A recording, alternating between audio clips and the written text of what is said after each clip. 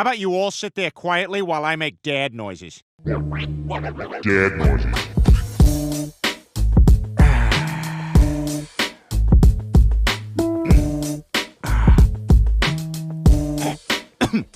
Dad noises.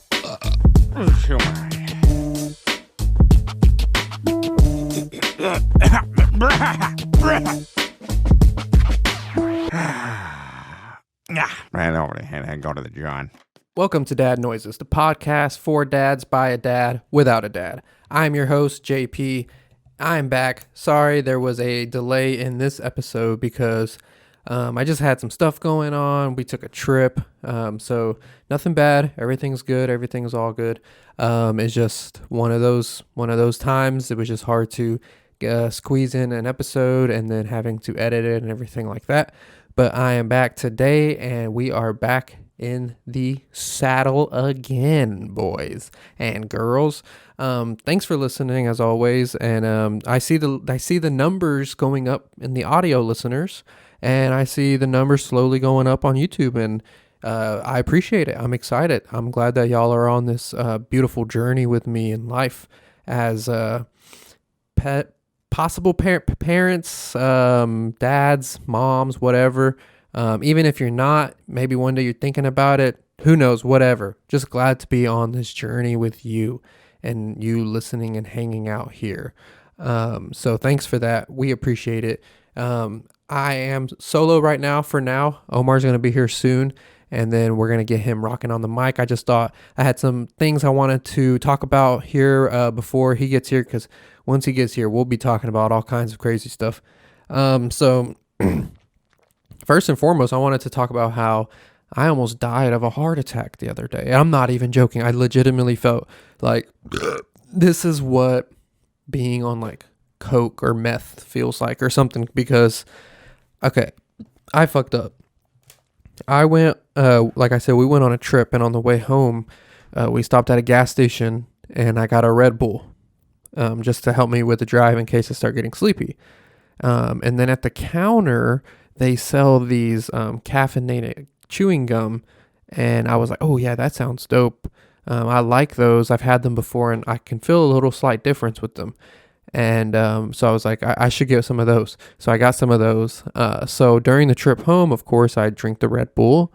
And then, after that, I get home, I pop some gum in, chew it. I'm going, chewing it. About 15, 20 minutes later, after the gum's been old, I've already spit it out. And then I drank pre-workout before I went to the gym, or before I was going to go on a run.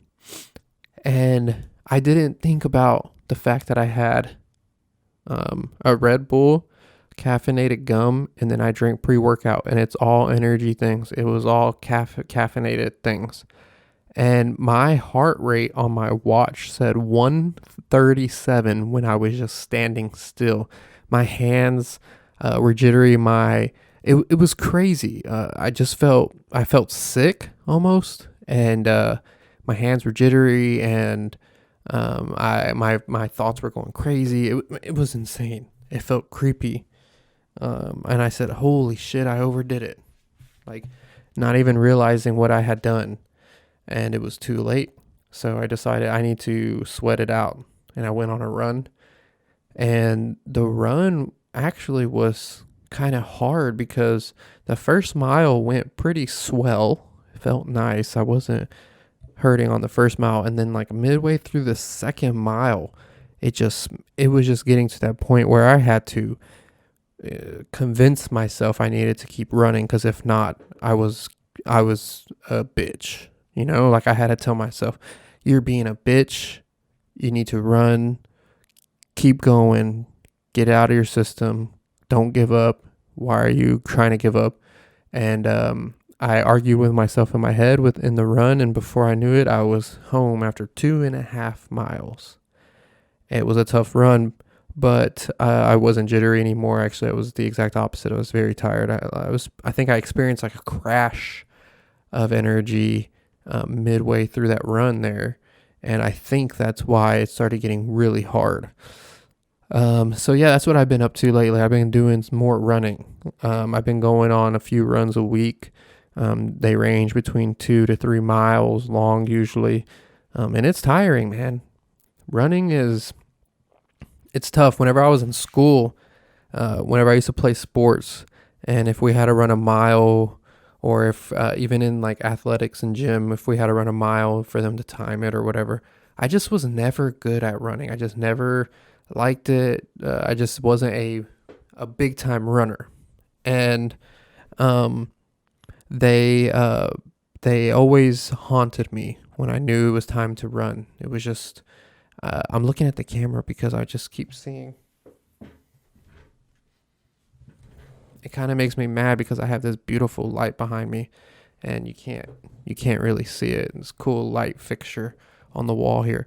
Yeah. So, anyways, what I was talking about was, I like to run. I didn't like to run. I hated it. Even at what I thought was my peak physical, in high school, playing sports, stuff like that, and I still just had just a very tough time running. And now I say I can't do that anymore. I have to run. I went for over a year where every time I went to the gym, I'd start my workout with a run, with a 1 mile run on the treadmill, and just as a warm up before I started working out, I did that every time for about a year and a half, 2 years, and then I finally stopped about a year ago, I think, or so, probably more. But then I just started doing longer runs periodically. So that's what happens whenever you just have too much energy. You literally just have to go run it out. I thought I was going to have a heart attack, and I was kind of scared that I was going to pass out on the run or have a heart attack on the run or something like that. And I was like, thank God I didn't get the vaccine, because if I had gotten the vaccine, it might make my heart explode with myocarditis. So yeah, that's pretty much the what's been going on. Like I said, I went on a trip. Me and the wife went on a little getaway. It was very nice. We needed it. We needed a little retreat. We needed some time alone together to focus on each other. And it was really nice. We went, we had a great time. We got to connect with nature. We walked around the river. We went kayaking. It was funny because she got in a hammock and fell. That was pretty funny. I got a picture of it. I got super drunk the first night. It was so bad. Because, whenever you go out like that, your parents listening out there, you little naughty heathens, you little nasty freaks. You know what it's like when you go out on these trips, right? It's time to do it up, because you can't do it up at home. It's hard to do it up at home. And you can do it anywhere in the room, and you can do it up all over. So we had some plans, and we fulfilled those plans, and they were very nice and lovely. I don't kiss and tell. Don't ask in the comments down there, you little YouTube freaks, because I do not kiss and tell, folks. But it was good, and we did it up. But it was just fun. And the first night, like I said, I got really drunk, and I just remember like clips in my head, like little small fragments of what happened that night. It was almost like the Hangover 4 or something. And I just remember small little clips in my head of what occurred. And I don't remember doing this, but I puked on the side of the bed. Summer said that I woke up and just sat up on this edge of the bed and just barfed. She said that I didn't even like lean over and barf on the floor. I just like barfed. It just like came out. And she said that she helped me get up. She covered the barf with towels. She helped me get up and go into the shower and rinse off. I rinsed off, and then she said I just like went right straight back to sleep. And I don't have any recollection of any of that. I didn't know I threw up. I didn't know I took a shower. I mean, that's the weird thing about being drunk, folks. I don't know if I like it. I think I'm gonna stop drinking. And everybody says that when something like that happens. But like for some reason, the alcohol hits me so early. I don't get the hangover the next day. I always wake up in the middle of the night and I get sick to my stomach. I either have diarrhea, or I have little squirts of dookie coming out in the middle of the night, or where it's like I get like where I'm holding it in, trying not to poo on myself. So I start getting really hot and sweaty. And I guess I wake up eventually because I just can't take it anymore. I get that. And but I have never just like sat up and thrown up like that. And every time I drink, it just wrecks me. It just does not feel good whatsoever. It's not really worth the payoff, I guess. It's tough. It's tough. And it always catches up with me later. So I drink a lot at first, not realizing it's going to hit me really insanely later. So that happens too. But yeah, I don't know. I don't know, folks. Should I stop drinking, or am I just being a little pansy? Should I be a fucking man and fucking chug alcohol and fucking beer chug and fucking do cool, crazy shit with alcohol because I'm a fucking man? Should I do that? I don't know. I think I'm going to quit. It's just terrible. It makes me feel awful. The next day, I just feel real lethargic, and it always does a number on my tum-tum. It really, really fucks with my tum-tum. So it's a problem, folks. And I'm thinking I'm going to stop drinking. But we'll see. You'll see, because you'll watch one of our live companions when we do it, when we watch something, and I'll be drinking with the buddies in here. And actually that seemed to go pretty well. A lot of people, more than I expected, saw it and seemed to enjoy it. I got some comments from some people. So thanks for that. That's awesome. I appreciate you watching that and listening to it. I know that the live stream itself, while we were doing it, it wasn't necessarily great. But I was able to upload the full episodes soon after. So if you missed it live, you could catch up to it. Those streams are cool because they're even like an episode of a podcast, even though you're not watching the game later on. If like what I do is I'll watch the fights, and then there's certain YouTubers and people that do companions that I like. So I'll watch the companion after the event because I know what took place during the event. So then when they're describing it in real time, I can imagine what happened because I've already seen it. And then a lot of times the conversations that are going on during those companion podcasts are just normal conversations. So it's like listening to a really long podcast. So thanks for listening to that. That's a lot of fun. We're going to be doing it again here shortly. I was supposed to do it for the last UFC, but we had some stuff come up. And boy, that UFC card was insane. First and foremost, Alexa Grasso defeated Valentina Shevchenko. And it was amazing what she did to her. If you watch that event, Valentina threw a spinning kick, and Alexa Grasso almost like caught, like kind of just slid past the spinning kick and went straight to the back, took her down, and ended up taking her back and choked her. It was more of a pressure tap because the arm wasn't necessarily underneath the chin, but they showed pictures of Valentina Shevchenko's face, and you could see where like the blood circulation was cut off from the bottom of her chin from the pressure that Alexa Grasso was applying to that chokehold. So it was pretty insane. So she tapped to that. So that was a big upset. Nobody saw that coming. And I think from what I remember, Valentina Shevchenko was slightly winning that fight. So Alexa Grasso needed something big to happen, and luckily she capitalized when she had the chance. And then we went into the main event with Jon Jones and Cyril Gane. It pretty much went the way that I thought, because there's something about Jon Jones when you listen and hear him talk.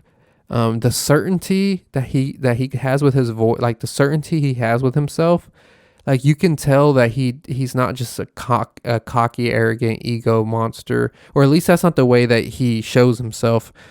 You can tell that he's not like that. Like what he says, he really means.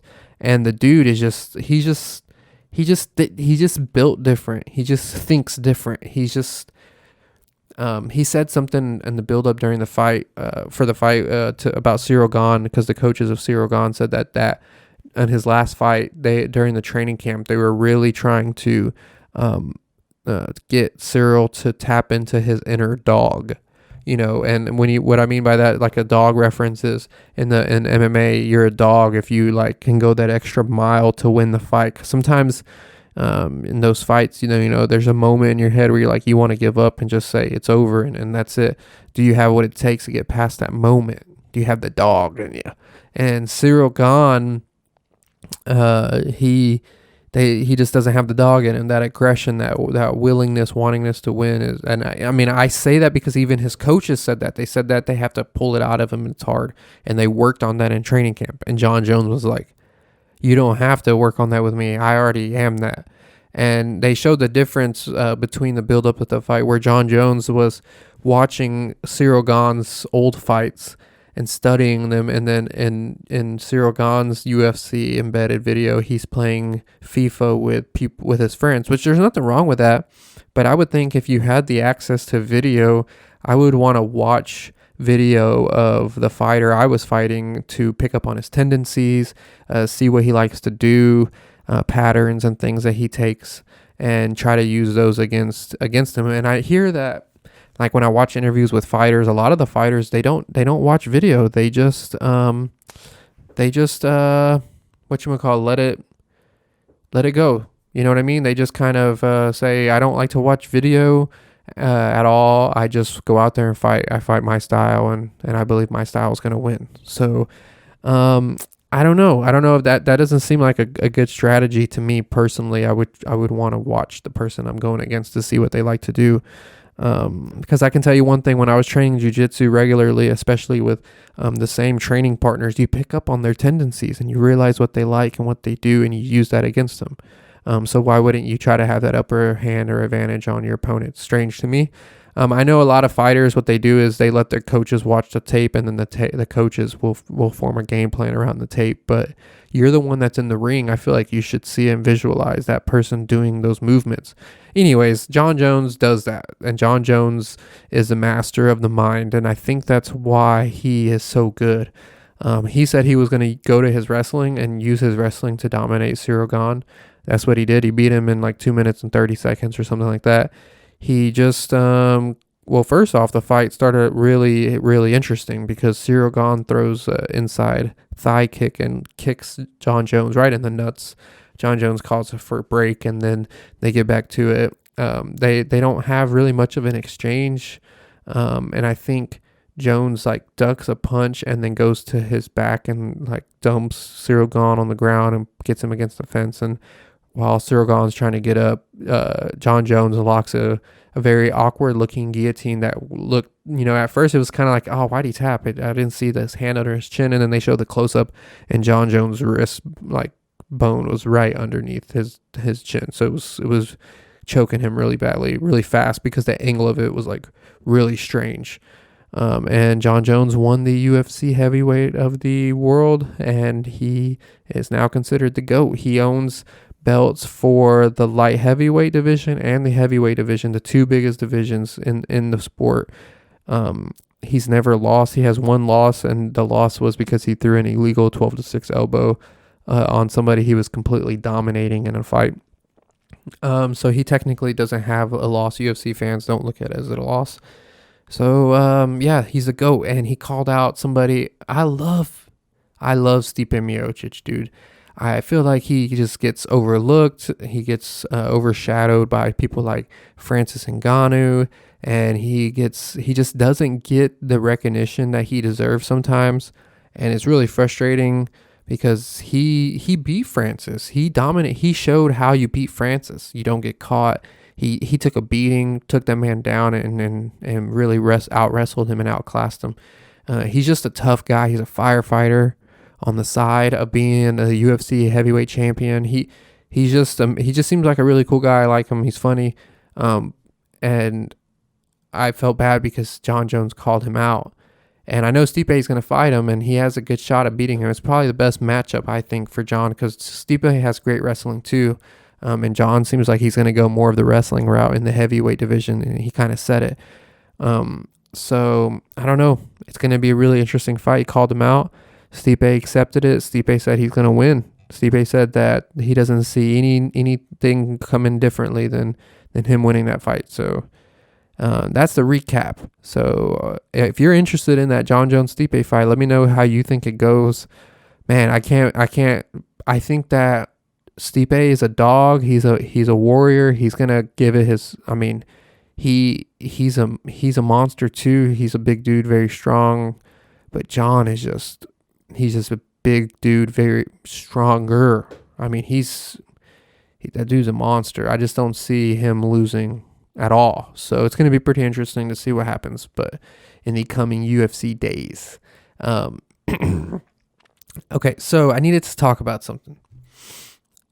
A while back, I don't know if I might have discussed this before. So you know what? Maybe I shouldn't touch on it because I feel like I've already discussed it. But let me see what else we got here because I was just thinking about it. Maybe I already discussed this and I don't want to keep discussing it if I did because that would suck. So one thing back to the sports real fast. One thing that I saw that was pretty interesting was what I thought about was because I watched that fight with Alexander Volkanovski and what's his name? I can see his face in my head. He's Khabib's oh my god, Islam Makhachev. I watched that fight, and what was pretty interesting about it was the judging for the fight. Okay, so I watched it personally thinking Volkanovski won, and then I thought, but the judges are probably going to give it to Makhachev because they judge it based off of different criteria. That I don't think is like the right way to do it, because what they do is they will judge where somebody will be taken down, but then the person that takes that person down doesn't necessarily inflict a lot of damage on that person. And sometimes the person in the worst position, quote unquote, or the one that gets taken down is the one inflicting the damage on the other person. And I think that you need to play that into a factor. I remember there was one point where Islam was just riding Volk's back, kind of holding him, and Volk was punching him next to his head, and he was throwing some pretty hard punches, and they were landing. And Islam, you could tell some of those punches he didn't like. He moved his head and didn't want to keep taking them. So it's just interesting. Like, should they change the criteria? How should they change? Something needs to be done specifically with the judging criteria in the UFC, where they change and look at the takedowns differently and how the damage that occurs from the takedown and how much damage they inflict on the person they took down and whatnot. I think that should play a big role into it. I think that's what happened with this fight is as a viewer, because there was a lot of people confused. Most people said that Islam won, which I thought happened too. I expected him to win at the end of the fight. I wanted Volk to win, but based off of the performance, I was like, yeah, I think they're going to give it to Islam. But when you watch the fight, there was just moments where you just see where you're like, well, the judges are going to like that, but I don't necessarily think that it really did anything to Volkanovski. Volkanovski looked really strong. It didn't look like he had any issues keeping, being able to get back up off of Islam. So that was pretty interesting that he figured, there's something, he's kind of possibly cracking that Dagestani wrestling code. So, I think the UFC judging criteria, something needs to change about it. There's always been discussion, like Joe Rogan always talks about discussions of adding more judges or adding different judges, things like that. So I don't know. I just wanted to talk about that. I don't think you even care, right? Like, do you even care? Right. I don't know what's going on with my IG algorithm. And I swear, if I did, I would just say it because but it's not true. But for some reason, whenever I'm on IG and I'm going through just scrolling on the stream, on the IG feed, it shows those little videos like that will be in between posts, and you can like slide them left and right to see them. And for some reason, it keeps showing me videos of children, or not even children, people, sometimes adults with Down syndrome doing various activities. And I'm not complaining. I get downs with the downs. You get what I'm saying? I'm down with the system, and I don't have a problem. Okay, but it's weird to me. Why are they continuously popping up on my feed dancing? Or they're doing the last one I saw was they had them on one of those platforms with the spinning. They had a couple. There was a man and a woman, I think, and they were on one of those spinning things where the camera goes around them and it makes them look cool. It like freezes you and makes everything look slow motion. But it's okay. Like I don't. But why is IG showing me this? You know, honestly, like it honestly warms my soul. It makes me feel nice. It makes me feel like I'm glad they look like they're always having a great time and they're always happy. But why is IG feeding this to me? Why are they trying to make me click on videos of Down syndromes doing activities? People with Down syndrome doing activities, right? I don't get it. I don't understand it. You know, just different things. Dancing. Most of it's dancing. A lot of it is them dancing, playing sports. Just different stuff. And I'm like, okay, I appreciate this Instagram. You're trying to broaden my perspective on life, maybe.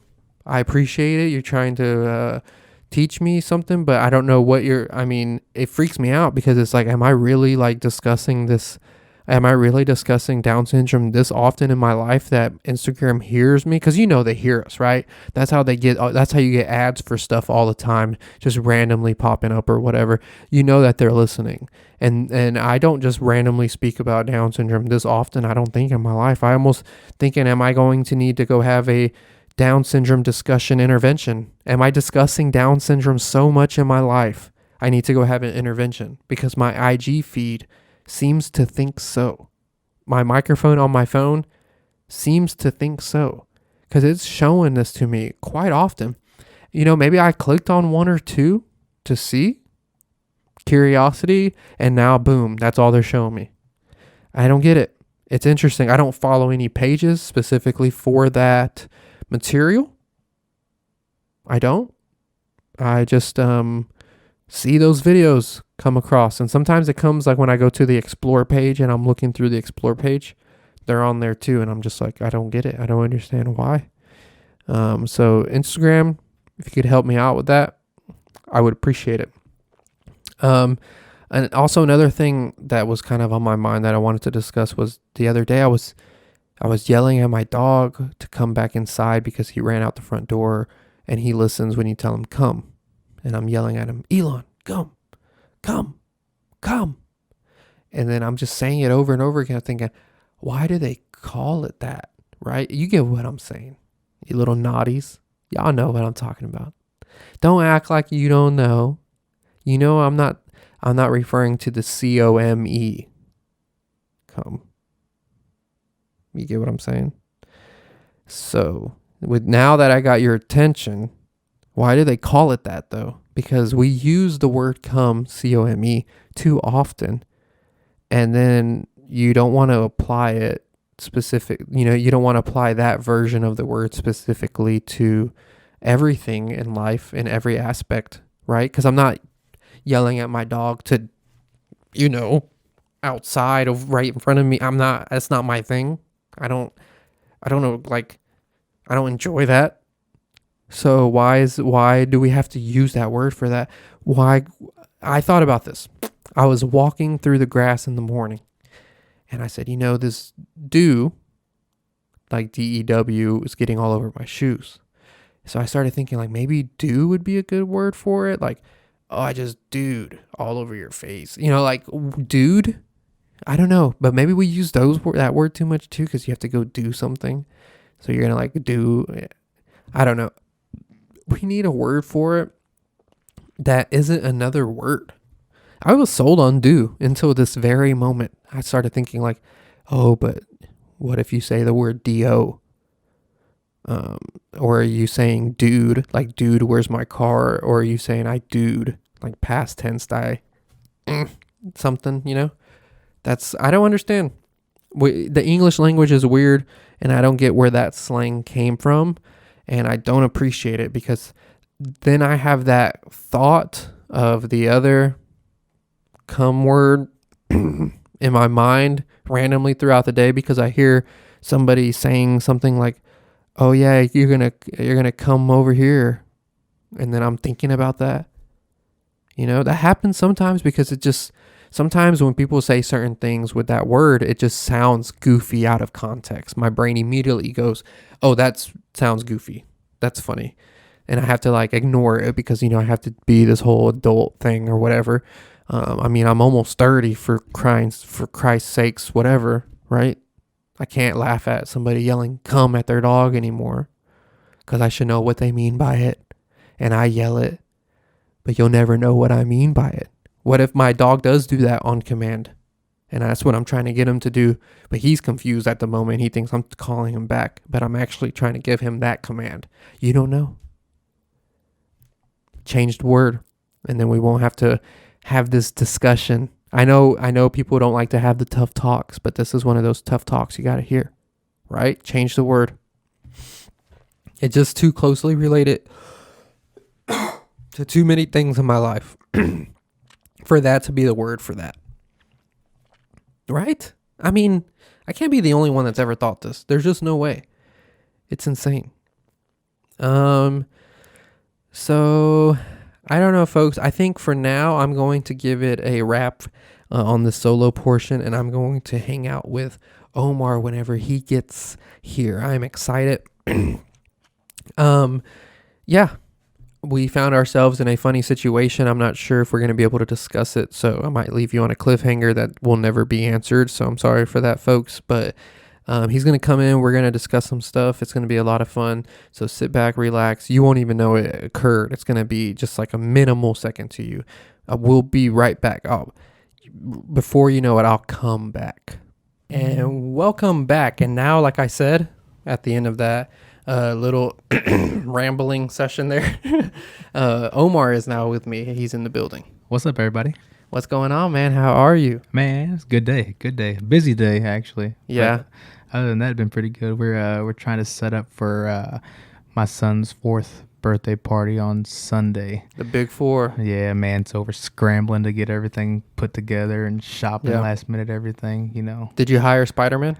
Dude, no, I did not hire Spider-Man. I thought about it. I'm thinking about using you. I can't do flips, but I'm not worried about the flips. I could do something. I don't know. I could do something. For the listener, I got a really cool spot. I'll go put it on. Yeah. I should have wore it for this episode. Dude, that'd be pretty cool. Oh, that would have been cool. I should have thought about that next time. But yeah, it's just a cool, like whenever we went to Halloween and we went and did stuff, like we went to those trunk or treats and stuff like that. All the kids wanted pictures with me. Dude, I'm telling you, there's some of those outfits that get elaborate, man. Yeah. We went to, what was it called? It was right there off of, was it Joe Sam's, I think it was? Oh, yeah, Joe Dude, Sam's. there was a Predator costume. Dude, they wanted like $1,000 for it. But that thing was, like, it looked like movie quality. It was intense, dude. Like, it was freaking intense. That's insane. Yeah, they have some of those, like, cosplay things. They get freaking, they put a lot of effort into those things. Oh, dude, like, my father-in-law, he's real big into Halloween. Like, that's his shit. My father-in-law loves Halloween. I like Halloween, too. Right? And so, dude, I guess when he had a stroke and stuff like that, but so he's not as big as into it as he used to be. But dude, when we first got together, like Natalie and me and myself, dude, he would throw these Halloween parties, and he'd have like haunted houses in his garage. He'd clear his garage out, dude. Yeah. And he'd have it set up for like a month, and they just go in there and do whatever they want. Dude, I wonder if that's okay. So whenever I was younger, I grew up in Pasadena. And this guy I used to know, he used to do that to his garage. Yeah. He would clear it out, and they would put like a tarp, like those retractable awning type things or whatever, and then they would put a tarp around it. I bet that was pretty cool. Yeah, it was. Yeah, man, that's what he does. But he was looking at this one mask, man, and this mask was like, dude, it was silicone, I think it was, but it was lifelike, and like it like reacted to every little thing, every little like motion you do with your face, it reacted to the mask. And he was like, mijo, it's only like $600. Like, god damn, man, I'm not paying $600 for a mask. But yeah, dude, that thing better be able to blow me whenever I ask it to. Shit, you ain't lying, dude. For $600, I'm wearing that. Dude, I'm wearing that thing year round. Dude, that thing better eat my butt when I ask it to. I'm telling you, man. But dude, it was like he ended up. I'm not sure if he got it or not. I don't remember. I don't think he did. I don't think he got it. But it's been in his cart for forever.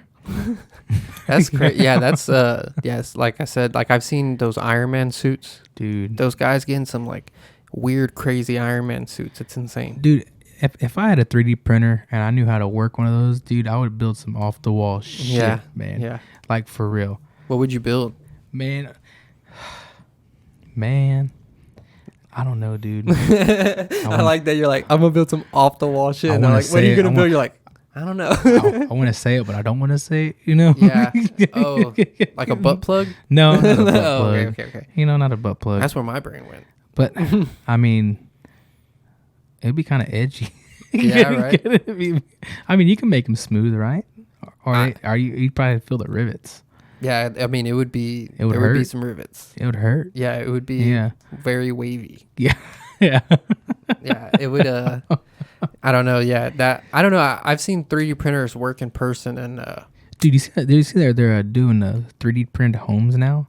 Homes, dude, like full 3D printed homes, like this big ass thing. They hold it over the job site, and it just sits there and fucking prints a house. What the fuck? Yeah, dude. I didn't even know that they had that. I wonder how long does it take? I don't know. I saw it on the news a couple of months ago, and then I didn't. Yeah, dude, that's 3D printed homes, man, and they're doing them like in the drier areas. I think like Arizona and shit like that. They're doing the 3D printed homes and stuff like that. Shout out Arizona. So you ain't lying, but shit, imagine 3D printed home here. Oh, dude, fucking sink. Yeah, dude. I mean, what is it? It's made out of plastic. Like, dude, I don't know. It looks like some type of mortar. Like, I don't know, man. But it looks like it's concrete. This world is getting crazy, bro. Dude, every fucking day. I saw that there was a. I'm sure the listeners love listening to my World War III rants because I can't stop. Dude, it's coming. It is. It's coming soon. I saw that there was a cyber attack on like Russia's border with where they border Ukraine, and it was like they put out a warning to like the citizens telling them a nuclear attack had happened. So somebody had hacked into their system and did that to them. Well, you saw that they were bringing all those tankers and everything down here to Deer Park by us, but they sent all that shit back. They told them they didn't want it. No, oh yeah, that water. Yeah. The water. So it was from that crash that happened in Ohio. Yeah, Ohio. Yeah. And then they brought the water down here and they sent it back. They sent it back. They didn't want it. Really? They didn't take it. Damn, I'm surprised. Shit, me too. That Hidalgo lady is not. Man, lockdown leader. She makes a lot of interesting decisions. I will say that much. Her and freaking stupid ass mayor, dude. I can't stand. Bro, you want to be so proud of me? Okay, so one time I was working on this job with a guy on this video job, and we were setting up a video conference and like a press conference for the mayor. Yeah. And she was there too. And then that other lady, she's another Democratic. Sheila Jackson chick? Yes, yes. They were all there. No, Hidalgo wasn't there. It was Stallone and the Jackson. Okay. And everybody like had their mask on, and I didn't. And I was like, I was the one listening to the audio, and I was looking, like sitting right in front of where they were standing on the podium on the carpet. And I was at the very end, and I was listening to everything to make sure everything sounded okay. And I just didn't wear a mask, just looking right at him like, I am not putting my mask on. Dude, they're such fucking hypocrites, dude. It's not even it's funny, crazy. Man. That whole shit, like, dude, there's no way in the world that all these fucking people voted for her dumbass again, and she won unanimously. Like, dude, that's fucking retarded. Yeah. Like, they think that they think they have us fooled. Yeah, dude. A lot of people know, man. A lot of people know what's up. It's just the problem is a lot of people don't know what to do. A lot of people are like, fuck it. And that's the wrong mentality. I'm scared that... Dude, I was scared fucking Beto O'Rourke was going to fucking win. It was kind of close. It scared the shit out of me, dude. Like, it really did. Close. Because, like, we all, like, I don't know if you know, but, like, well, they know. But, like, I'm a big gun person, dude. Like, I love them. I collect them. Yeah. And I enjoy playing with them. I enjoy them. Yeah. And he's over here talking about he's going to take everything away. Like, you enjoy shooting minorities with them? I mean, if it comes to it. Sometimes you gotta have some fun. Yeah. Dude, a buddy of mine, he hunts down there in South Texas. Minorities? No, dude, no. Well, anyway, so he hunts right there on the border, right? Oh shit. And so anyway, so there's a lease there. The guy's name's Miguel. He's the lease. He runs the lease, and he'll tell you, hey man, if it's fucking a Mexican or a deer, take out the Mexican. So what you call it, dude? He'll tell him, and so everybody's like, for real, like they're trespassing. I was like, trespassing. So what you call it? Like The deer's not. Yeah, deer's not trespassing, but the Mexican, Yeah. take him out if you want him. Dude, that's hilarious. Fucking funny. That's Yeah. savage, bro. Dude, I'm telling you, but you got to think realistically. You can do it if they're trespassing. Yeah, I watched that movie with Liam Neeson where he like had a house. Did you see that movie? Yeah, dude. Yeah. There was something weird about it. It seemed kind of like they were. It wasn't as brutal as I thought it was gonna be. Yeah. It was kind of like, but it was still okay. It was a good movie. Yeah, it was a good movie. It was kind of corny. It was a little cheesy. Well, it's like this whole like speaking of Mexicans, but like, did you see all those four people that went to Mexico and two of them got murdered and stuff like that, and they're blaming like two of them got murdered, four went out. So the story was that this chick went out there and three guys went out there because she was getting a tummy tuck or something like that in Tijuana. Mm-hmm. Well, for one, everybody's like, why are you gonna go to Tijuana and get that? Like you go like different places, Baja and all types of places like that. Right. Why go there? Well, anyway, it comes out and they started blaming the cartel. Well, the cartel writes a letter. The cartel like responds, Yeah. and it's like, hey, this is not us. Like, we don't condone this stuff. Like, if you come here to get a surgery and leave, like, you do what you need to do. We're gonna leave you alone, pretty much, right? Yeah. Well, the news media comes out and said they were trying to rob a pharmacy, and they got shot trying to rob the pharmacy. Oh shit. Yeah, like you fucking dumbasses, dude. Damn. And, yeah. Why would you go to a different country and try to rob? Because Mexico has like medicine over the counter that we don't have here that you get to get prescribed. Like you can get like, dude, like you go and get like, my aunt would do it all the time. They would go and get like these B12 shots, like full dose B12 like injections, and they like just hand them out like candy, dude. Like, Dang. pop, pop, pop. Everybody goes to Christmas or Thanksgiving dinner, get the B12 shots in They the put in the restroom. turkey. Yeah, dude, inject the turkey with B12. Or like, we used to go over to my cousins that live in Westlaco, and dude, we get penicillin shipped to us all the time, dude. Like, Yeah. like, dude, like send us bottles. And Yeah, like, dude, fuck it. And like, you can't get that here. You can't go to CVS. I need a bottle of penicillin, please. Well, they let you do the stem cell stuff down there. Yeah. And you can't do that here. Yep. So, and the stem cell research is supposed to be, I mean, it's supposed to be really good for you. There's really no reason why you can't do stem cells, from my understanding. But for some reason, it's not Dude, allowed. there was a doctor. My wife's friend went to go see down there in Baja. Uh-huh. Full on American doctor, dude. And Yeah. he went down there and he goes, the surgeries I want to do are down here that I can't do in the States. Oh, yeah. And dude, he's got all his schooling from here and he just has his shit in Baja. Damn. Yeah. That's crazy. Mm-hmm. Yeah, it's just a different world down there, man. It's weird, too, because it's just like, there's really nothing like separating it, but for some reason there is something kind of separating it. It's Yeah. weird. Like, so I have the gastric bypass, right? So I just got it on the 21st of last month. Right? Yeah. So anyway, so my doctor was telling me that, do you ever think about going to Mexico and get it done? I was like, no, I don't want to get nothing done in Mexico. Like nothing. Yeah. And they're like, well, I was like, why is that? Why'd you ask? And he was like, well, his niece went to Mexico and get it done. Got the gastric, the band, the gastric band. You know, they put a little like the rubber band around your stomach and stuff like that. Well, she went down there because she didn't have any insurance, so she went down there and they got it done and everything was going good. And about a week later, she went to go see him. She said, I have severe stomach pain. I have this, I have that. Like, I can't eat anything. Like, I don't know what it is. Well, they went and he's like, all right, well, let's go do some x-rays to check it out, see what we got going on. Well, he gets there and they went down there and all they did was put a zip tie around her stomach. Just zip tie. No way. Just zip tied her stomach. Dude, that's crazy. Her stomach and everything was infected, and I think they cut out. I think they ended up doing the whole sleeve on her because majority of the stomach was compromised.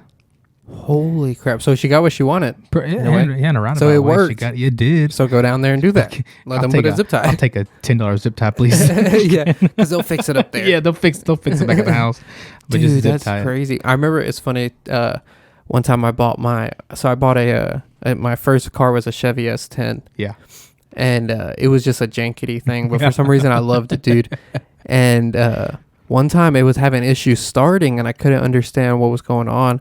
So I looked at it, and my uncle came over and he helped me look at it. And the throttle body was like held together by like zip ties.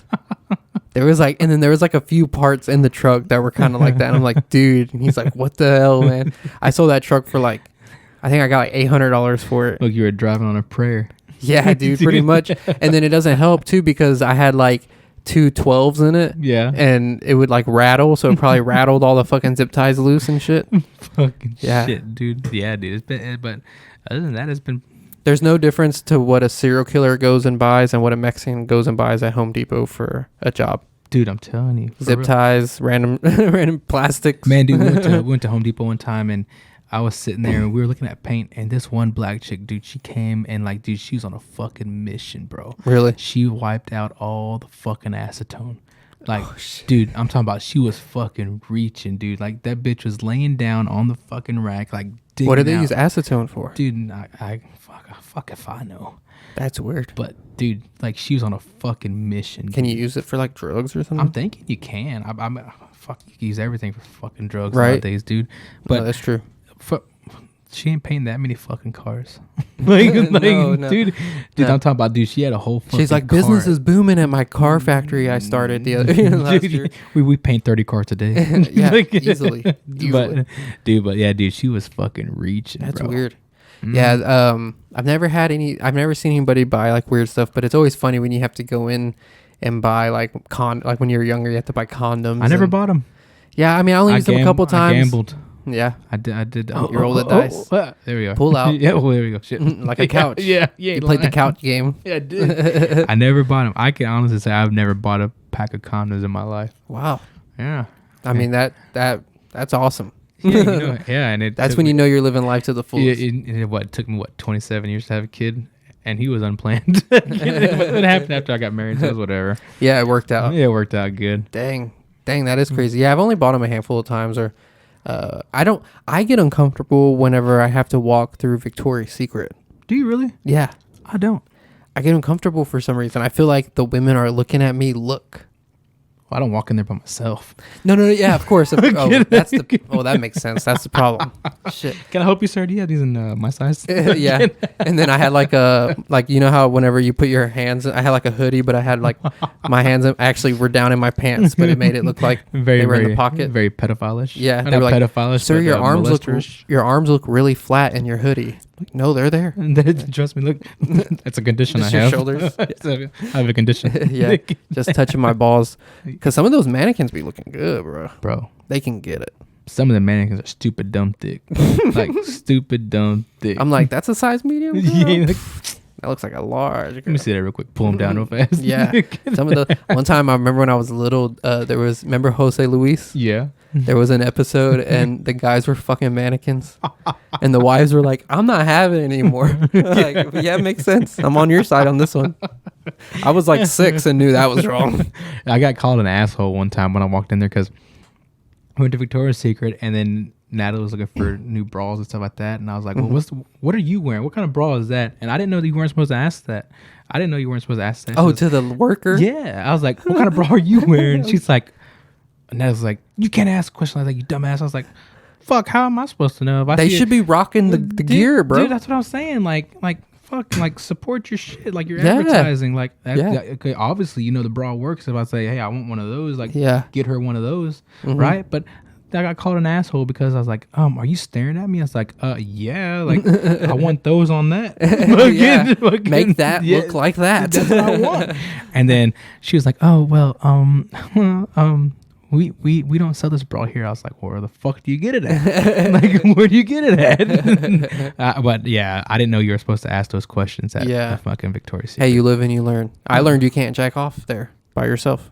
No way. Well, yeah, we just found that out. Remember? Oh, Just figured yeah. it out. Yeah, I get uncomfortable in there. Like, I don't know why. I just feel like I don't want to feel like I'm looking at something too long, or I don't want to make eye contact with any of the women there for too long because I don't want them to think that I'm thinking about them wearing the thing that they're looking at. I never even thought about that. Dude, that's my brain, bro. Dude, all the time. I never even thought about it. I just walk in there and I'm just like, fuck it, I'm here. Yeah, I'm like, I swear I'm not thinking about you wearing those underwear that you're holding. It depends.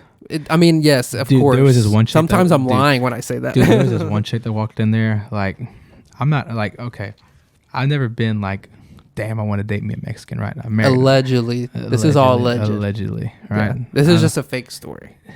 Yeah. Anyway, so anyway, so I was like, whatever, man. Like, I never dated a Mexican.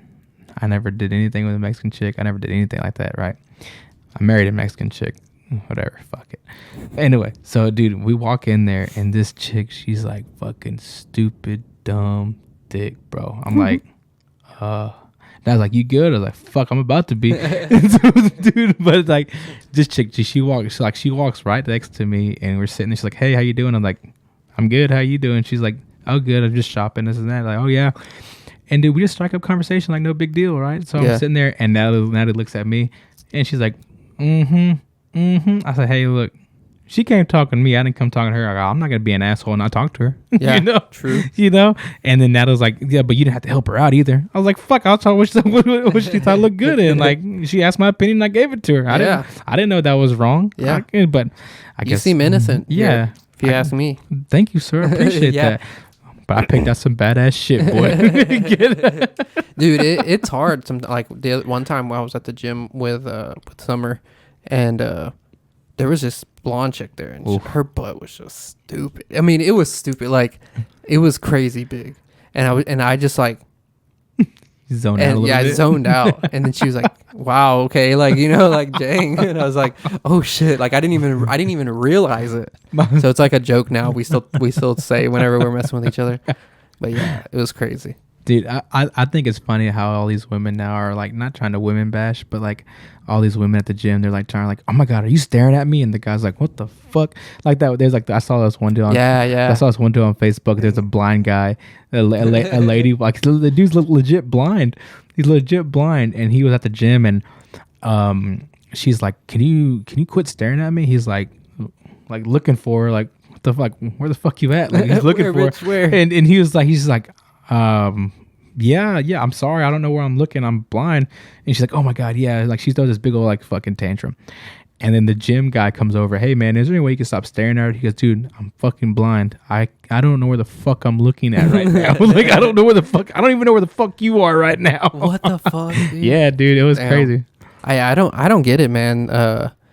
It's like they're purposely like trying to test you in a weird way, like to not look. It's weird. It's like they go in, they're wearing fucking thongs, dude. Like, there's some chicks. One time, I'm not even joking. I think I told the story on the show before. There was these chicks one time. There's this like in our gym. There's this glass room, and they use it for like dance or classes, Zumba or whatever. Yeah. And they have like lights like this. Yeah. Up there, and so then they always have them on and stuff, so people go in there and take pictures and stuff because they want to look cool or whatever. And it's really, there's a lot of gayness going on up there, like, because there's like dudes taking pictures of dudes like flexing and stuff. It's really weird. But there was these chicks in there one time, and I mean, I honestly, I hope they were at least 18, but they were like twerking in the mirror, like on their hands and knees, and they were like trying to like be goofy with each other, I guess. But then also it's like, well, you know, you see everybody else in the room, so it's kind of, I don't know, man. I couldn't believe it. Dude, nowadays you can't tell what these fucking girls are, man. Like, it's retarded. Yeah, like, you don't like shit we were wearing at 12.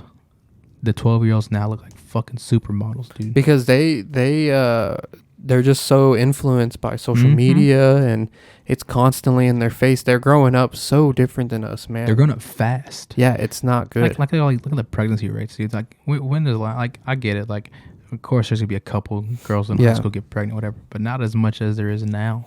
Well, why do you think they made that show, man? I mean, that show, it seems like they're almost trying to make people think it's okay, make it almost like normalize the idea. they're desensitizing you to it. Yeah. So whenever you see it, you're like, oh, well, that's normal. So and so on the show did it, so they wanted to do it. Like, Yeah. no, bitch. Like, you fucked off your whole goddamn high school career. Yeah. Like, it doesn't make any sense. I mean, the whole world is just upside down, bro. Dude. Hopefully, I mean, I think I feel like all my friends, we're all like kind of on the same page when it comes to like raising our kids. Like, we're just trying to teach them to be good humans. I feel like when before, like, not necessarily our parents, but their parents were like really hard on them. Yeah. And then they didn't know how to do it, so they kind of fixed it a little bit enough to kind of help us. But yeah. Well, it's like today. Like, actually, before I came here, we were with Natalie and myself went to Five Guys. We took Anthony to Five Guys. We're gonna eat dinner. So we went there and everything, and Anthony's at the point now where he can talk. Right, he's talking and he knows what he wants, and he can get what he wants across to you. Right. And so we're like, okay, cool, but we're on him about his manners. Like, hey, yes, sir. No, sir. Yes, ma'am. No, ma'am. Well, he has a thing right now where he's just like, yeah. Right. And so I was jumping his ass, dude. Hey, what do you say? Yes, sir. Sorry. Yes, sir. Sorry. And I've been on him, and we were eating lunch, and I'm thinking nothing much about it and everything. And this older couple turns around. I don't say older. I was probably like 50s, late 50s maybe. They're like, hey, good job. It's like, what? Like, I appreciate it. Like, for what? What I do? Like, well, it's hard to find people that teach, like, younger couples that teach their kids manners, because they don't have any respect for anybody. Yeah. I said the reason is it's like all these people you watch online and everything, like doing all these fucking jokes and pranks on random ass people. Like, that's not real life, man. Right. Like you go and catch somebody at a Home Depot and do that shit to me, you get your ass beat. Yeah. Like, if someone throws glitter on me at Home Depot, someone's dying. Yeah, I'm gonna go get a nail gun, dude. Someone's fucking. I'm looking for the nail gun aisle Dude, as soon as somebody does it. Yeah. Someone's either you or me. Yeah, one of us not leaving this fucking Home Depot. I'll tell you real. right now. You're leaving with holes in your body For real. from a pure PSI intake right in your freaking lung. Yeah, it's. I don't. Yeah, and you're right, man. And it's just like, the generation just got catapulted. I mean, we had VCRs and stuff, and then before you know it, DVD player, Blu-ray, DVD streaming, boom, just. Dude, remember Netflix first came out and you had a fucking you fucking rent the DVD and you had to wait 3 days for the motherfucker to come in. You watch it and send it back for 3 days. Yep. Dude, I remember that shit, man. Or the Redbox. People used. I mean, they still have them, which is weird, but Redbox was my shit, man. Yeah, dude. Like, going to Blockbuster, that was so much fun. Hollywood Videos. Yeah, dude. I remember. I think Blockbuster went bankrupt because of all of our fucking late fees at one point. Yeah, it was our fault. It was our fault. Yeah, man. It was. I remember like getting the permission, and I remember it was like $7 to rent a movie or something like that. Yeah, it was cheap. You rent it all weekend. You had to be back by like Sunday at 8:00. Yep. Or dude, we used to rent the video games, and we'd burn those video games out, dude. Yeah. Because you can have them for like a weekend or like 4 or 5 days. So you got to play it up, dude. We'd burn those fucking games out. We got Tekken one time and played it like that. Yeah. Yeah. I remember the one we did was what was it? I think it was Fable. Oh yeah, They Fable came out. Yeah. Yeah. I think we burned that game out, dude. Yeah, man. I mean, that's what. Yeah, you had to because you only had it for a short time. I mean, it's a weird how it's changed, bro. Yeah. I mean, I reflect. I look back and I'm like, dang, a lot has changed, dude. It's fast too. Just think, I'm 30. What are you? 28, 29? 29. 29. So within realistically the past 15 years, how much everything has advanced is not even funny. Like compared to the shit we had. Like I was talking to a guy at work, and he said, I was like, dude, I used to walk around my CD player and stuff like that. Like, CD player? I was like, yeah, I never had a CD player. I was like, what? You ever heard of a fucking Zune? The fuck's a Zune? I was like, God damn, how old are you, dude? He's like, well, what did he say? I think Rome is 20 or 19 or 20. And I was like, dude, like, when were you born? He's like, 2003. It's like, motherfucker, 2003. I was like, God damn, man. Like, Dang, right. that's weird. Yeah, like Yeah, I walked around with a CD player, listen to Eminem. Yeah. The Eminem show. Hell Hell yeah, dude. That was my shit, bro. And dude, I told him like I was like, hey man, if you need anything, I motioned to him like the call me symbol, right? He's like, what does that mean? I was like, you fucking with me, right? Yeah, like, they don't do that, huh? Like you don't know what this means? He's like, no, what does that mean? It's like, call me, you fuck. Like you need me, call me. He's like, oh, is that what that means? Okay, I seen my dad do it. I don't know what that meant though. I was like, oh, you fucking idiot. Man. Dang. Yeah, I didn't think about that. Remember the Boost mobile phones where you could do like the walkie-talkie? Dude, I had them. I had one in. No, ours were Nextel though. Oh yeah, Ours were dude. We can communicate with people in fucking Colombia and not even know it. Yeah, you're talking to dead people. Yeah, you don't even know. Lying, dude. Yeah. That Talking shit to late Aunt Edna, and you didn't even realize it. Wake up, bitch. Why didn't you leave me in your will, you Yeah. asshole? Dude, but yeah, man. Well, which call we that was that. Have you ever done a will? Have you, dude? So I Natalie and I, we did our will whenever we bought the house. We did our will and everything, and we had to revise our will like I don't know, a couple months ago. Dude, that shit's pretty fucking intense, dude. Like you sit there and write out everything you have. You're like, fuck, man. Like, all right, like actually sitting down and like making death plans. That's what you're doing. You're making fucking death plans. It's inevitable. Yeah. You can't escape it. There's nothing you can do. It's bound to happen. And we just have to live every day like it's not, but at the same time, like it's gonna. It's always there in the back of your mind. Dude, I mean, I just have some nights, bro, where it's hard for me to sleep because I'm thinking about it. Really? Yeah, I do that sometimes. I don't sleep in general. Really? No, like I swear. Like how many hours do you need a night? A night? Yeah. I don't know. I don't even sleep some nights. Dang. I'll go like 2-3 days maybe, and then I'll crash about 4 hours and I'll be up.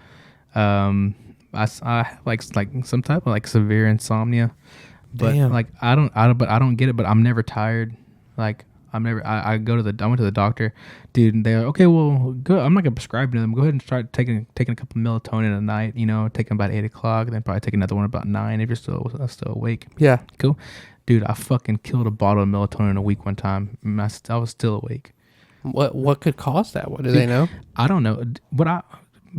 Self-diagnosing, right? Right. Google. I do that too. Well, sometimes it's better. It's not even Google really. It's just my brain doesn't shut off and allow my body to sleep. Like I lay down, I'm like, I close my eyes, I'm like, fuck, man, I can clean the garage right now and it'll be done by the time Natalie wakes up, and so she can have her car in here, this and that. I'm like, fuck it, I'll clean the garage. And shit. Dude, so I'll do that, or like I'll be walking by the backyard. It's 10 o'clock at night, and I'm like, the fuck are there leaves back there, man? And I'll be raking the fucking yard. Dude, I'm like, and like, dude, like I'll have like 4 or 5 different projects going sometimes, dude. I'll be working on this one, and then Natalie gets pissed, dude. Natalie gets pissed because I'll be like working on A, and then I'm thinking about C, and then I'm like, fuck, that's how you do it. And I'll go to B and fix it. And then I'll go back to C, and I'm like, what the fuck was I doing? Then I go back to L. Well, that's what we do. And I'll go back to fucking A and keep working. Dude. Yeah. The back and forth. Yeah, dude. Yeah, damn, that sucks, dude. Yeah, dude. So, man, you need to get something to slow your mind, bro. Shit, I fucking wish. You need to, you just need to, maybe I can choke you out.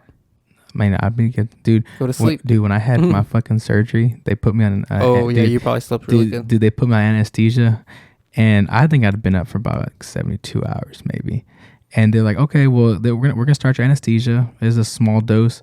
Dude, I remember like them putting it in the IV, and I looked at the doctor, and then they're walking me through the fucking hall, and I get on the bed, and they're like, okay, Mr. Vega, here we go. They said count down from 10 for me. So I'm like, all right, 10, 9, 8, 7, 6, 5, 4, 3, 2, 1. And they're like, what the fuck? And so they're like, all right, Mr. Vega, let's try this again. And so I was like, all right, cool. 10, 9, 8, 7, 6, 5. And I see the nurse's eyes, like the anesthesia, get huge. And all I see is the fucking get the syringe goes, and I was like, wow, dude, yeah. Damn. Dude. So what did they say afterwards? So they said I got almost double the amount of anesthesia that my body needed to put me out. Holy shit. Yeah, dude. And Yeah, I man, was like, that's I was not like, good. I was like, I don't want to see that fucking bill. You bill that straight to the fucking insurance. Dude, for real. If you stay up like a day or so, How do you seem though? Like how much did you sleep last night? I think I had about an hour and a half, 2 hours last night. Dang. Yeah. I went to bed about 4:30 this morning. Natalie got up to go to CrossFit at 6. She woke up at 5:30 to leave the house by 6. So Damn. I was up at 5:30, 6 o'clock. So yeah. And you feel okay? Oh, dude, I feel good. Yeah, and I don't drink energy drinks. I don't drink anything. Dang. But I think the only time I do drink energy drinks, dude, I'm like I like that Rockstar, the white and gold can, the sugar-free one. Yeah. So, dude, when I go to work and I'm sitting there bored. I was like, fuck it, man, I'll drink one. Yeah. And dude, like, I'm the most productive son of a bitch, dude. Like that plant's ever seen for like for 5-6 hours. Yeah, dude. Dude, yeah, I told a story earlier on this episode. The other day when I got home from the trip, on the way home, I grabbed a Red Bull. Yeah. At a gas station for the ride, and then at the counter they sell at Buc-ee's that caffeine gum. Dude, does that work? Yeah, it does. Really? And so I bought some of that because I like it, and I wanted to have some for the house because I never go to Buc-ee's. So yeah.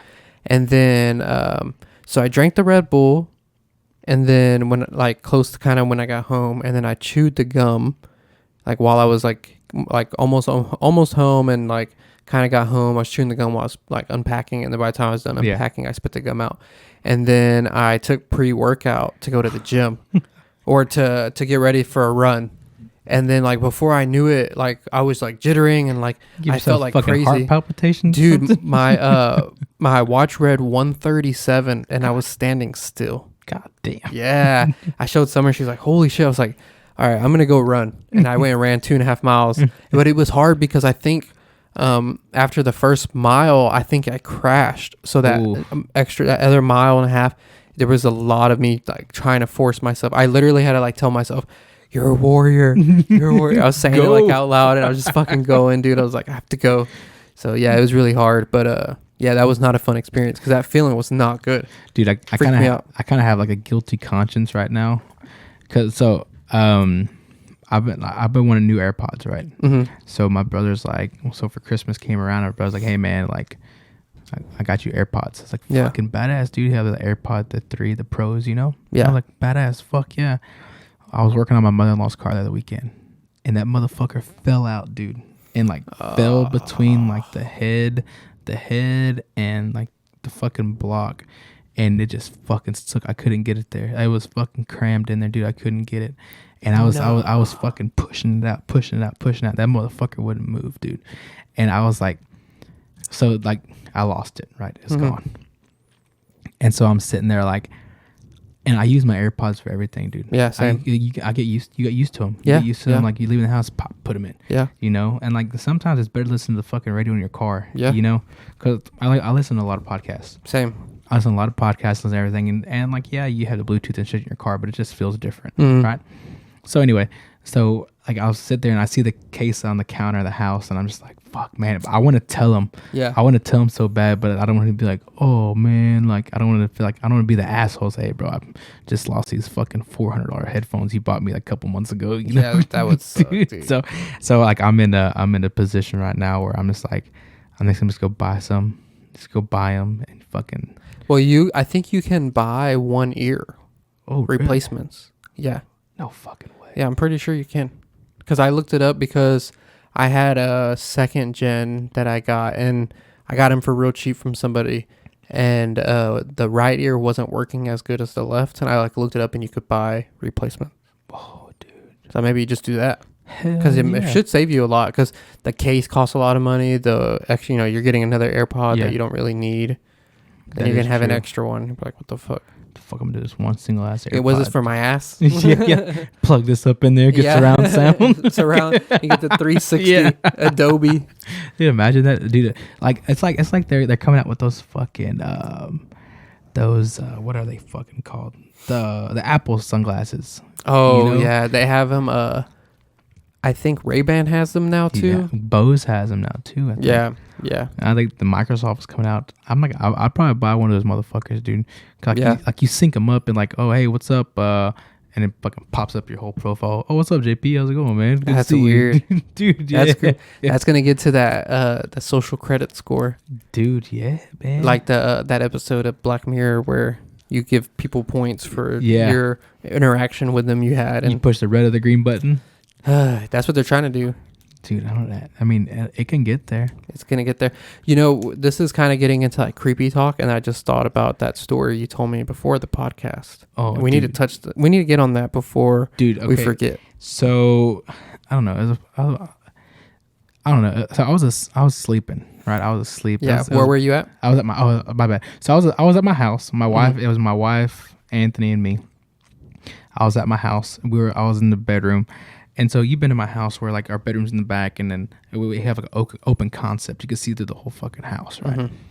So I was asleep and the door was closed. We always sleep with the door closed, and Anthony was in his room, and you see his monitor and everything, and he's in there, not doing nothing, just asleep. I hear my name. I hear my dad go, Omar. So I'm like, what the fuck? So I wake up, and you hear your dad call your name. You're like, hey, yeah, what's up? Like, yeah, sir. And then I get up real quick and I walk out the door, not thinking. It's 1 o'clock in the morning. What's my dad doing in my house? Yeah. I'm not thinking. And so I'm sitting there and I walk out there, sir. And I'm like, you're calling out dad. I'm like, hey, where you at? And I hear him call my name again, but he's in the garage. So I look in the garage and it's pitch black. I'm like, dude, there's no way in the world my dad's here. Yeah. It's fucking retarded, dude. So I like, you know what? Hold on. I go and I get my phone and I call my dad. Like, hey, Dad, what are you doing? He's like, nothing. I'm at work. Why? What's up? I said, no. Are you at my house? He's like, no, I'm at work. Like, I'm not at your house. I was like, dude. I go, Dad, I swear you're at my house because I just heard you call my name. And like, I hear the plant going. It was like 1 a.m. Yeah, like 1 or 2 o'clock in the morning, somewhere in there. And I hear the plant going off in the background of his phone. He has one of those old flip phones. I can hear everything going on in the background of his phone, right? And so I hear the plant going off and everything. And I'm like, okay, well, my dad's at work. I was like, all right, Dad, well, let me try to figure some shit out, man. I'll call you back. He's like, all right, man, I'll call you later. I go and I'm about to open the door, and I just get this feeling of like, fuck it, dude. Like, fuck it. I was like, you know what? Fuck it. I left it alone. Went back to bed. Didn't think that much about it, right? Yeah. And then everything was good for about a week or two. So my sister-in-law, Natalie, and myself, we're all sitting in our living room, right, watching TV. You know how we have a sectional, L-shaped sectional. So like I was against the wall by our room, and Natalie and Brittany were in the wall, the sectional part facing the hallway. So I was like, okay, cool, whatever. And we're just watching TV, and I hear Nana, and that's what my father-in-law Roy calls my wife Natalie. He calls her Nana. They all call her Nana. So I hear Nana, and then Brittany, Natalie, and myself, we all react like, the fuck? Like, when did Roy get here? Like when did your dad get here? He's like, fuck. And they're like, fuck, I don't know. Like, I don't know. And this is about 8 o'clock at night, 9 o'clock at night. I'm like, when the fuck did he get here? And I was like, I get up, I'm like, Roy, nothing. And then I hear, Nana, come here. And I'm like, the fuck? Well, it's in our room now. He's calling us from he's calling her to our room. Yeah. And I'm like, what the fuck is going on, man? I was like, call your dad. I call your dad right now, see what it is. And he calls him, and dude, she wakes him up. He's like, hello. He's like, hey, Dad, are you here? He's like, no, Mom, I'm at work, babe. Why? And I'm at work. I'm at home. I'm asleep. Why? He's like, no, Dad. Like, we hear you calling me. And dude, I know the story sounds like complete bullshit, right? But I mean, I've seen some crazy shit. But like Brittany, my sister-in-law, she's like, she doesn't believe in none of this shit. Like I told you, I want to take her to a bunch of different stuff. Yeah, I remember. I've been telling you, taking her, because she believes in it, but she doesn't think she believes in it because nothing's ever happened to her. Right. And well, dude, I look over at her, and dude, she was like pale fucking white, dude. I was like, did you hear what I heard? Like, oh, I was like, what'd you hear? I said, tell me what you heard. She's like, I heard Nana's name get called. I said, what'd the second one say? He said, Nana, come here. I said, so I'm not tripping, right? She's like, no, you're not. I was like, all right, see y'all later. I'm getting the fuck out of here. So what? Okay, so has anything ever happened at your house before? No, dude. Nothing. That's weird. Nothing. So the last thing I had happen here was I actually went on an investigation, and I went and filmed, and then something happened with the footage. But we did like a seance, and we did some stupid shit. Yeah. and I was here, and before I set the computer up like this, that the desk used to face this way, like towards the door, so you would see the back of the desk when you walk in, and there used to be a shelf right there, and like the first night that I heard like something fall off the shelf right there. I was kind of like, well, things settle, whatever. I didn't think too much of it. But the thing that like really got me was one night, everybody was asleep, and I went downstairs to grab something to drink, and then I came back up, and that the door right here, that's Emery's room. It was, I'm trying to remember if it was already, I think it was closed. Yeah, so it was closed, and whenever I opened this door, that door popped open, and I thought, maybe like how that suction. But it's never done it again. It's never done it before that. It's never happened again. Have you tried to recreate it? I tried to recreate it that night. It didn't happen. Because that door is almost like, for some reason, I don't know what's wrong with the frame, but it kind of sticks. Yeah, it has pressure on it, like to want to open. So I thought maybe that has something, but it's never done it again. Like because the little piece that goes into the frame of the wall. I mean, it goes in there good. You have to turn the doorknob all the way for it to open. I don't know. It was really weird, and it was like trying to get my attention. And then the other night, I was awake. I stayed up till a little past midnight, and I was in my restroom. I was going to the restroom. And whenever I got done, I stood up because I was taking shit. I stood up and it was kind of dark and stuff. And my closet in my bedroom, there's something weird about it. We've been told by people. Dude, it's always been like that. Yeah, you remember, years, right? Dude. And I felt like something, like there was some, like I felt a presence. And I've just been around the stuff long enough. And like that's my one thing I know is like I can feel when there's, I'm not saying like I'm a psychic or a medium or anything. But like, do you feel the hairs standing? Sometimes you feel it, and I know what that feeling is. I felt it many times, and there was something in there, and I was like, "Not tonight." Dude, when I left the restroom, not tonight. It's like that in Anthony's room. So Anthony's room faces the street, right? So it faces the street, but there's nothing ever happened in there. Anthony sleeps in there like a fucking champ, dude. That's good. He'll stay in there. He won't do, dude. He plays in there. He doesn't do nothing. He just chills. Yeah. He doesn't have no imaginary friends. He doesn't do nothing. He just fucking rides his scooter or plays with his monster trucks and fucking. He thinks he's Spider-Man, so he jumps off the goddamn bed all the time. And so it's like, but every time I'll go in that room, I'm talking about, dude. I feel like every hair on my body stands up, dude. My fucking asshole hair is like standing up, dude. Like it's weird when that sometimes when I go in her room, because there's been a few times where she's come back to our room and said that she heard something. One time she said she heard something call her name through the baby monitor that we have in there, and then one time she said that she heard something like walking in there, like in the carpet, and there was no animals in there. Her door was shut, so she's had some stuff happen, and she'll come and tell us and stuff. I'll tell you a crazy story in a second. Go ahead and say what you I remember we did a little thing here. Remember we were all sitting there in the bottom, and we had like a little ghost hunt here in the house because we were talking about the stuff in your closet, right?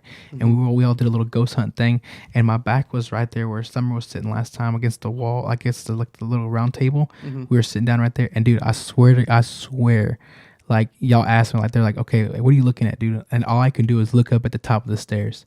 Like, I couldn't look away. And I was like, dude, what's up there? I said, dude, there's something. I don't know what the fuck it is, but it's there. Like, it's staring at us. Yeah. And we felt that before, like when especially whenever we were younger in high school and stuff, when I'd stay over, like, sleeping down there on the couch, you would feel like something was watching you. But there's so many, like, viewpoints when you're in that living room. You can, from the balcony, from the hallways, from the kitchen, like there's a lot of ways to be seen, and the windows right there in that living room don't help either. Exactly, it's not a good so I would definitely feel stuff. There's I remember I stayed the night over one time, and you and Summer up here, and then there was me and this chick down there, and then like we're gonna do our own little thing, and then all of a sudden I was like, she's like, I feel weird. I was like, yeah, dude, I feel like something's watching us. I was like it's probably fucking JP. So I looked up. I was like, JP, you there? And he didn't answer. Usually you answer. Like, yeah, man. You laugh. Yeah, I'm here, man. And so like I was like, the fuck? So I get up and I walk around the living room. Right? Yeah. I walk around the living room. I get up, go to the stairs, and do a little circle. There's nothing there, dude. Yeah. I was like, I asked her. I was like, "You feel what I'm feeling right now?" She's like, "Yeah." I was like, It "Fuck is. this, dude." It's true. This house has some vibes sometimes. I wonder what's going on at your house. Dude, I don't know. It just started, dude. It started out of nowhere. But we should do a episode over there. dude, I'd be down. We'll bring my stuff and do an episode. Dude, I'd be fucking down. Like, I wonder if you're listening in the comments, let us know if you want us to do that. We can play. I have like a ghost box. I have my voice recorder. I can see if we catch anything. We could play it into the microphones for the podcast. dude, that'd be pretty fucking Do cool. like a live, like a live fucking ghost hunt hunt stream. podcast. It'd be like the fucking Ghost Adventures. Yeah, dude, be like my old days. Yeah, dude. Used to make fun of that Zach Bagans too all the time. I remember that shit Yeah. was funny. Yeah, I had those parodies on Yeah. YouTube. One time, I think the coolest story, or the not coolest, it's the craziest story that's ever happened here was one time, I think Emery was like 4, and we were playing hide and seek. Mm-hmm. And we turned off in the dark. I told I was playing in the dark. So I turned off all the lights. So the house was completely dark. Summer was upstairs. Her mom was upstairs. The animals were upstairs. Besides the cats were out. And I was counting by the front door, and I told her to go hide. And she went and hid. So you know how you go down this hallway? Yeah. And then when you come through, you see the living room with the fireplace, and then the dining room. Yeah. Well, she hid underneath that desk right there, where that desk is Yeah. at. And she was underneath the desk. So I'm coming down that hallway, and I'm like kind of looking, because I didn't know where she went. So I looked like where the laundry room is on the right, and then the bathroom. And then as I'm coming down the hallway, I see this like bright blue light, like emitting from that room, from the back of the room, like the opposite wall of where the desk is. So I was thinking, oh, maybe she's shining a light at the wall from underneath the desk. So I knew she was under the desk because I could hear her. So then I go under there, and like when I past the end of the wall where I can see what is causing the light, goes away. The light's gone. So then I asked this, I got the chills thinking about this because this is crazy. So she came out. Remember, she's only 4 at the time, so she's like, she doesn't really know how to explain it. And she told me that she saw a blue light floating on the curtain, and that there was like a person in the light. And when she described the person, so she didn't describe it at that time. She just said it looked like a person in this blue light. And it was really weird, dude, like super strange. The energy in the room felt off the charts. It was so strange. So then, of course, I took her upstairs. I didn't play like that anymore. Yeah. And then months later, I mean, she had already probably turned 5, because she was probably 4 going on 5, but it was months later. We were in the car, and me and Summer were talking about Hat Man, which is supposedly an interdimensional being that people see, when people do that where they what is it called whenever you're sleeping but you see shit in the room and you can't, like sleep paralysis? Yes, sleep paralysis. So a lot of people that have sleep paralysis see this entity and stuff like that. He if you want to Google it, you can look it up. I don't know if you've ever seen it, but it's like a Hat Man. Okay. Yeah. He's wearing the top hat and everything. Yeah. Okay. So I was telling Summer that, and talking about it for some reason. And then she was, every time I show something to Summer on my phone, Emery's like, I want to see. Yeah. So I showed her, and she's like, Daddy, that's the guy that I saw that one time. And she said that's who she had seen. And then I remembered whenever the first time she saw him, the way she described him was he was wearing a magician's hat. I remembered, and I was like, oh my God, that's what you saw. Dude, I mean, I don't know how to explain that. I wonder why it would pop up there if no one was asleep. Blue light. I mean, it was bright. It was as brighter than that. No shit. Yeah, it was super bright. It looked like I assume she had a light toy. Yeah, and shining it at because I mean, the whole window was blue. It was, I mean, because I could only see a little portion of it. And then when I came around the wall where I could see, it just poof, gone. And then that other desk, that one, exploded. Oh, the glass top. Yeah, remember that? Shit. Do you remember that? I do. Oh yeah, I do remember that. I do. Yes, I remember that. That exploded. Dude, there's just been a bunch of random shit that happened here, dude. Yeah, There's been a but bunch. I remember I remember you used to have two dogs, the Weimaraner and the other the big. yeah, Those dogs, they would react to everything though. yeah, man. Like, dude, they'd be fucking all over the goddamn place. Mm-hmm. I remember Yep. that. Yeah, it just happens randomly. There's really no reason for it. Like the other night, sometimes I'll be laying in bed and like I'll hear something that doesn't sound like a normal popping sound or something. Yeah. And it just feels like, oh, there's something around. Dude, I always hear I'm gonna get you here like Really? I always hear like this, like at the kitchen table. Like someone's just constantly doing this for like Yeah. 10 minutes. And then I'll get up and I'm like, what the fuck? And I got pissed off about that. Dude, who the fuck are you, man? Like, what are you doing here? What do you want? Right? What the fuck do you want? I'm sick of this shit. That's right, weird. What has anything changed in your life? Anything like nothing. have you gone anywhere weird or anything? Okay, so whenever I questioned the tapping, right? Whenever I questioned the tapping, Natty was asleep. She was asleep, and I was in there just watching TV, just trying to put myself to sleep, but I couldn't sleep, obviously. So she's laying there, and she's out, and then she wakes up and like, and she starts fucking crying, like she's fucking crying, right? So her uncle helped her parents raise her, right? Her name was Tony. His name was Tony, and he's actually who Anthony's named after. We named Anthony after Antonio, her uncle. Right. So she's crying, and it's not a scared cry. It's kind of like I want to go back to sleep. I want to keep singing this kind of cry, like why did I wake up? Why did I wake up? Well, she tells a story, and it's good. Dude, the story hits her so hard, like she's getting this shit tattooed on her. Wow. Like that's how hard the story hit her. Right? So Natalie was raised by her uncle, I helped her. They called him Tonton. And dude, she was with him every day. Her and her sister with him every day. Picked her up from school, did this, anything you can think of, right? Well, her Tonton passed away on her prom day. She went to prom and he saw her go to prom and all stuff like that. And he had passed away that night, man. But they didn't tell her.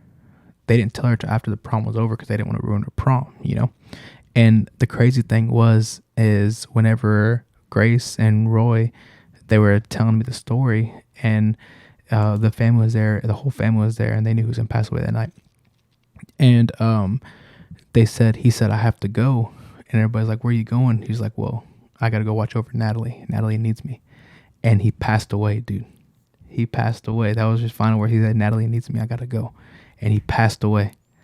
And was she okay there? Oh, dude, she was fine. She had a blast. She said nothing really happened to her. But I guess he was always around her, like always trying to protect her. And he just wanted to make sure she was all right. Wow. Right? And so anyway, that's what happened. So back to the stories where she went to sleep. She got, I guess I wouldn't say mad. I guess she was kind of upset that she woke up. Disappointed. That was the point that she woke up. And the story she said was like, the room was like you're sitting in an LED light, like flashlight. She said that's how bright it was. Mm-hmm. And he got up and he apologized to her, got up and closed the curtains. And it brought the light was stupid bright. That was the whitest white I've ever seen in my life. Mm-hmm. And he closed the curtains and he said it was still bright. She goes, I went and looked outside and we were at his house. Everything's fixed perfectly. Everything, she goes, there was a cabinet that always hung and that was still hung, so the doors hanging off a little bit, but everything was perfect, clean, Dang. Just like it always was. And she could see him. She's sitting across the table from him and she can see him, and he's telling her that he's proud of her, and he's saying that I've been watching Anthony grow up and I've been here with you. Like, don't think I'm not here with you. And he's telling her everything that she's done in her life. Graduated to police academy, became a police officer, graduated, and she goes, I know the reason why you quit being a police officer.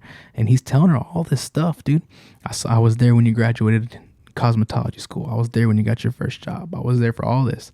And she's telling me all this stuff, and she's like hyperventilating, telling me all this stuff. Yeah.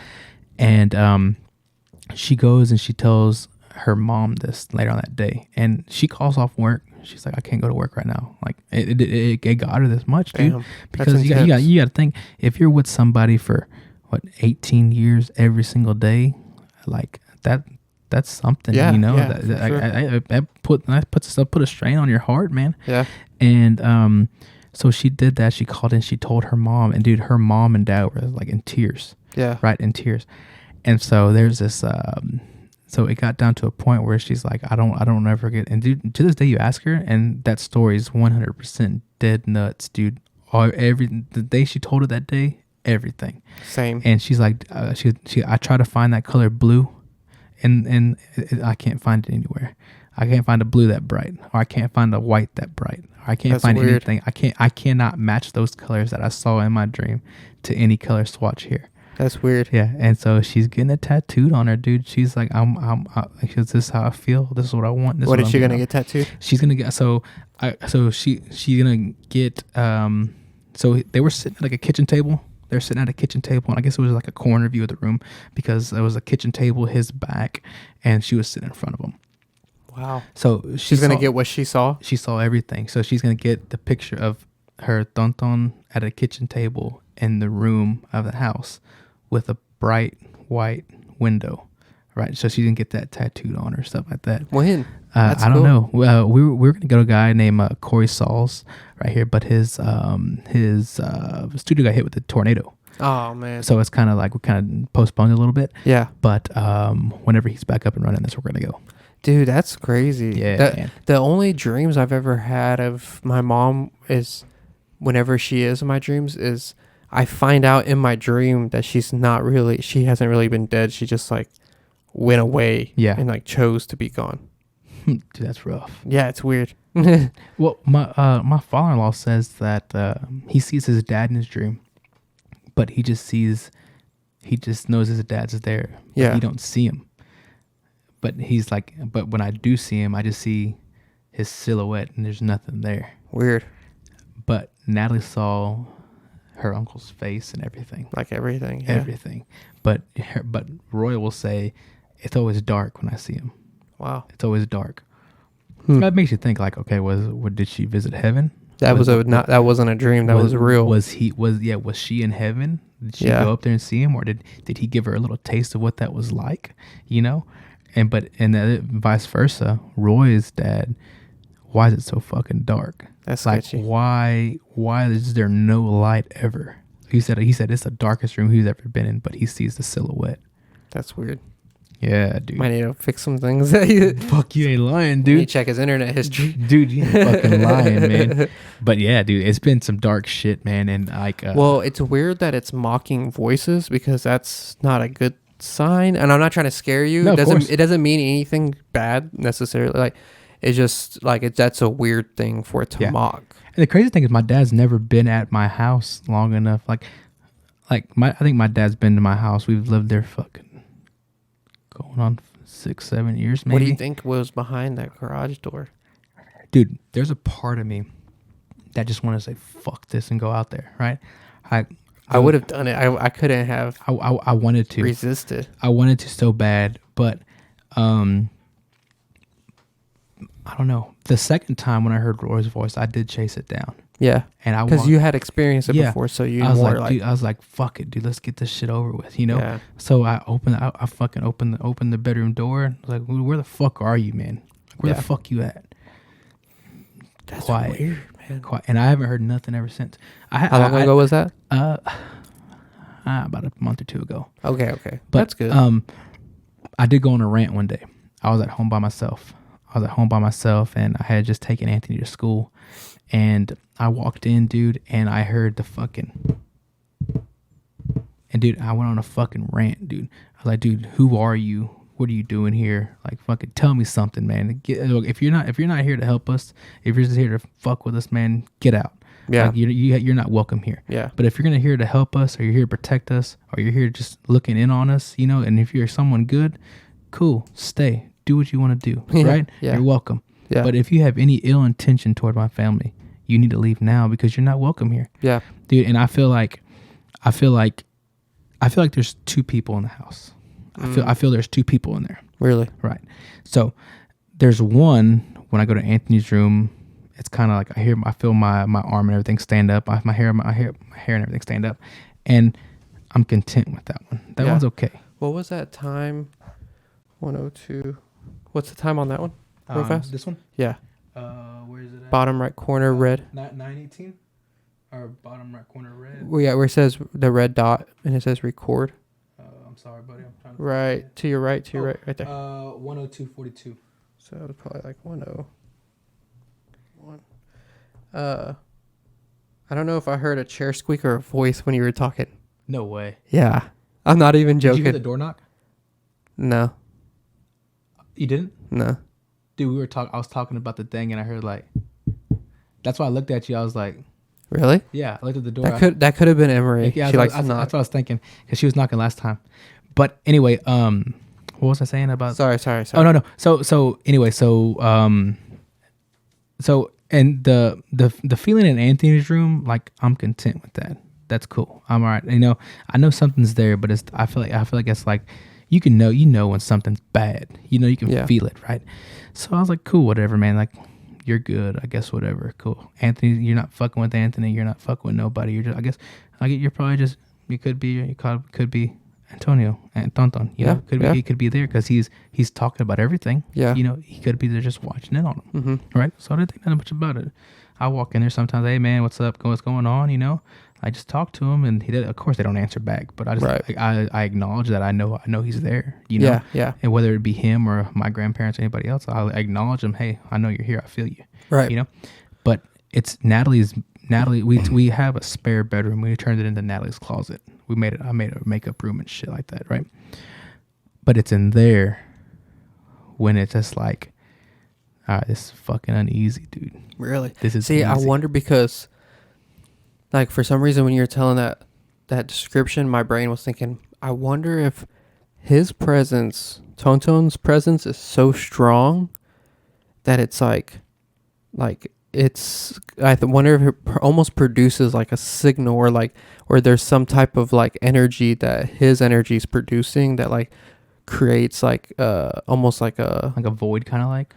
Well, like it attracts other things because his energy is so strong in the house. Yeah. So it attracts other things, and those I got things. fucking goosebumps. My hair's standing up right now, dude. Those things think they can come in and communicate and do stuff too because his energy is so strong. Because if he came through in a dream like that strong, he's working with something. Like he, for some reason, is like really, and that could be like bringing in other stuff too. Yeah. But dude, I'm talking about that dude. But Natalie said he pointed off everything. He was there when she graduated police academy. Yeah. She was there on his first day at work. He was there. Wow. And he was right. She said he was naming off everything. Wow. Yeah. But after I went on my rant, dude, because I just snapped, man. Like, I've had enough of this shit. Yeah. Sometimes that's what you have to do. And dude, I snapped, and I just feel him there. If that's him, I just feel him there, and it's nothing bad. Yeah. I'll be walking by, and I guess you ever walk away from something, you feel like your hair on your neck starts standing up. So you either have that thing, do I speed up and walk faster, or do I slow down? Slow down, turn into it, right? Yeah. So now I slow down and I turn into it and see if I can fucking see him. Cool, why not? Yeah. Yeah. I never met the guy. I by the stories everybody told, I would love to meet. You would have loved to meet him. I would love to meet him. Because I would love to see who raised Natalie. Right. So. That's interesting. But I got turned into it, and it's nothing bad. I'm not scared or anything. Yeah. No reason to be. Yeah. Man, that's interesting. I don't know. We'll see what happens at your house, because you don't want to go do stuff at your house and nothing's happening there, because you don't want to attract other stuff. Correct. That's why I don't like to do stuff here. Try not to. That day that door opened, I did go in there, and I brought holy water, and I said some prayers, and I did the same thing you did. You're not allowed here. You're not allowed here. I don't think it left that night because for some reason I remember some other stuff happened, but it hasn't been since. And it was like right after I came back from the jail, so I assumed. And then that just kind of reminded me, like, man, that's why I don't like doing that stuff. Something anymore. tagged along, probably. I don't. Yeah, I try not to do it anymore a lot because stuff like that always happens. Yeah. And then I get in like weird moods. It's crazy. Yeah, it's weird. So it affects you. Even there's a lot of people that don't believe in stuff like that, but I remember when we went, it was two different energies, driving up and driving back. Like, yeah, the driving up was fun. Yeah, and driving back, you're like, fuck, man, I'm exhausted. Yeah, dude. Like I feel like it's a different kind of tired. It's like it is, like, dude. it's like your body has like no energy left, kind of tired. Yeah. But you've had a good night's sleep. Yeah, we call it the paranormal hangover. Yeah. And man, one time, I mean, it can last a week. I mean, 2 weeks. Like it's been like where it's like really hard to like dig yourself out of that hole. It's weird, man. It's really weird. Yeah. There's something to it for sure. Definitely is. Let's see where we at. Yeah, man. Well, I think we did it. I think that's the episode. All right. So Sounds good to me, man. thanks for listening. If you are a new listener, make sure you subscribe. We have a YouTube channel. You can find us on all major podcast outlets. So if you're just listening, go check the YouTube out. Leave us a review on anything you can. Honestly, iTunes is probably the best because it helps the algorithm push the shows that are reviewed. And I see it. I see I was saying on when I recorded earlier, the numbers on the show has grown. Yeah. Our listeners are getting better, and the YouTube numbers are slowly growing. So it's pretty cool. So shout out to everybody listening. Share the show. Appreciate it. Anything else? I think we're good, man. Thanks for everything. Appreciate y'all. Yes. Please listen to the next one. I was going to say peace, and then I started saying please for some reason, so then I finished it. Peace. Laters.